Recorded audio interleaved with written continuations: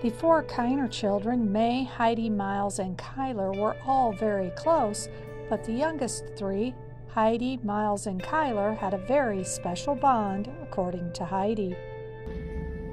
Growing up, I grew up with two younger brothers and an older sister who's about 10 years older than me, so she was kind of way up here, and then it was the three of us down here.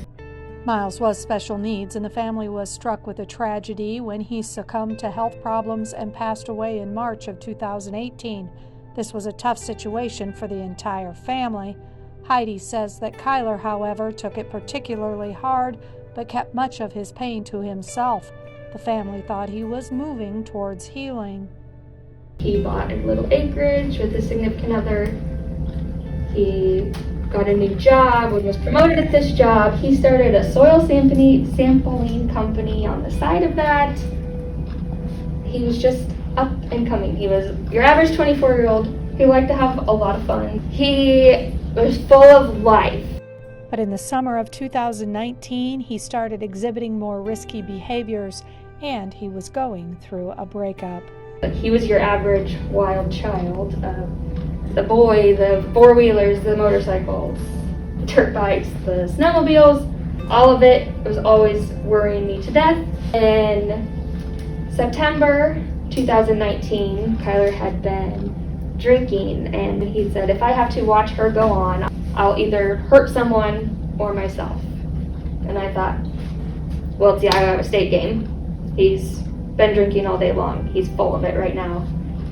I kind of brushed him off, or we talked throughout the night, but brushed it off, whatever. We never spoke of that again. On November 3rd, Kyler reached out to Heidi with a photo of the two of them with Miles, saying how much he missed him. And after we talked a little bit, Kyler then said, I just wanted to know, you guys are great parents. Keep up the good work.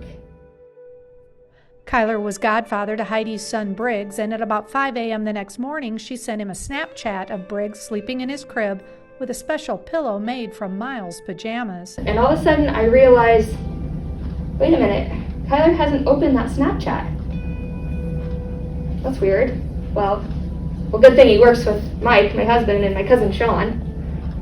So I text Mike, Kyler at work? Mike said he wasn't at work, but he would go out and check on him. And at 9:13 a.m., I get a phone call. That's Mike. Answer. It was an ear-piercing, breathless scream coming from Mike. Just yelling my name. Heidi! Heidi! Heidi's manager immediately got her in the car to give her a ride to Kyler's house. I don't really remember much of the ride there. I remember I hyperventilated. I kept thinking, do not throw up. And I thought, please don't let Kyler be hurt. Don't let him be hurt. I knew Mike was safe, but don't let Kyler be hurt. So I ran into the garage. As I ran in, I came literally to a sliding stop. And there sat my husband, holding my lifeless brother.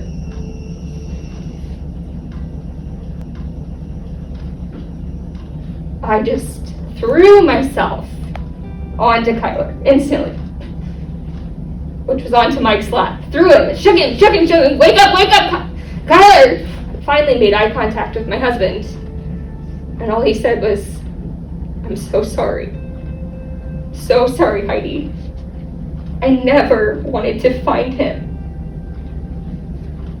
Michael had walked into the garage and found Kyler hanging from the rafters. Shortly after, their mother Tammy arrived at the farm and met their father, Scott, in the front yard. I stood behind Mom and I saw her hug him and say, they took Kyler to Slenninger's.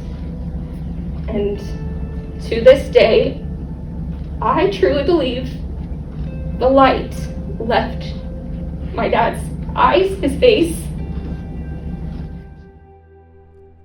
It seemed like the entire area came out to support the Kiner family at Kyler's funeral. Oh my goodness.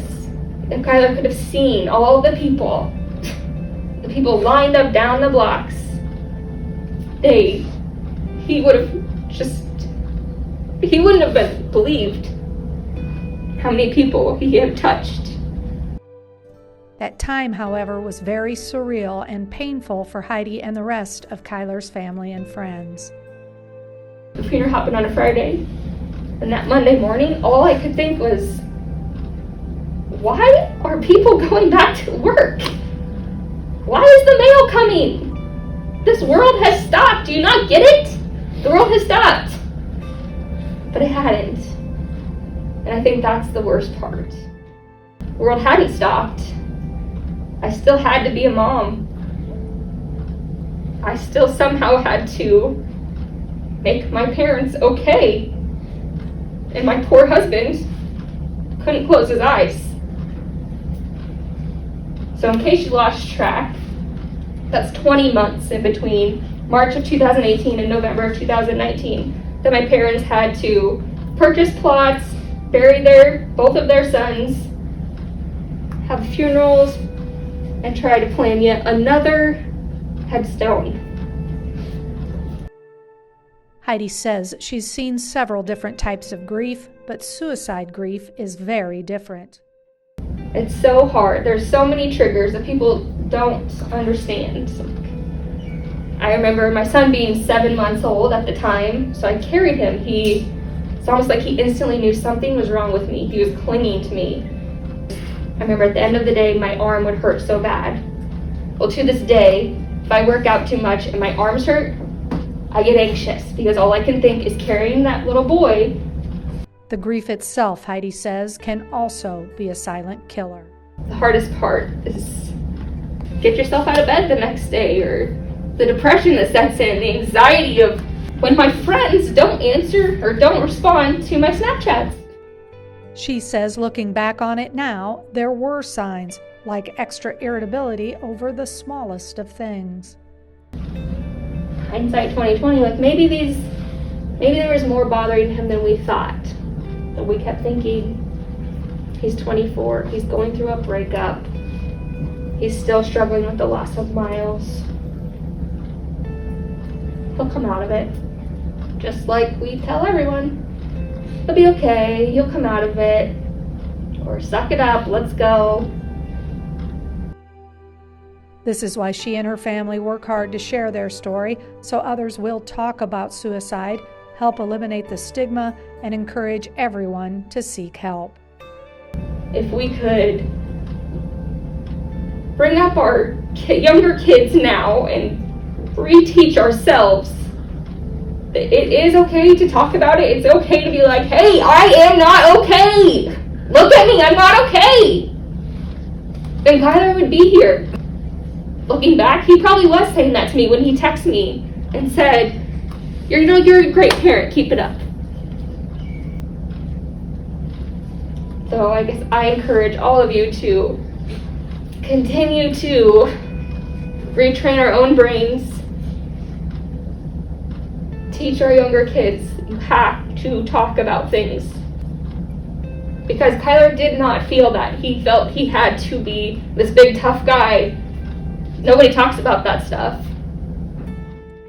Heidi, who has joined the National Alliance on Mental Illness Board, wants everyone to know suicide is preventable, but it takes those hard conversations. Please, please, talk about things. Acknowledge everybody. If you need someone to talk to, the Suicide and Crisis Hotline is there for you. Whether you're thinking of suicide, you are concerned for a friend or family member, or are trying to cope with the loss of a loved one, dial 988 today or contact Behavioral Health Services at Greene County Medical Center at 515-386-0500.